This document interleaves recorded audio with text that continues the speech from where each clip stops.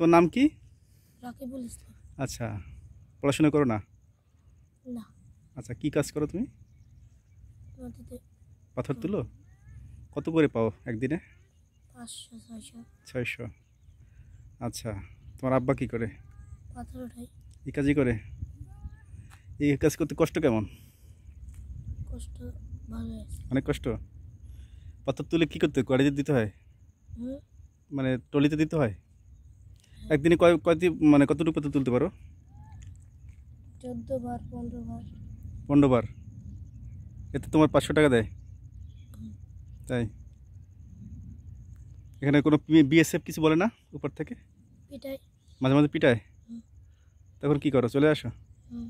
তুমি গুলি টুলি মারে না? না। খালি পিটে দেয়? আর বিজিবি?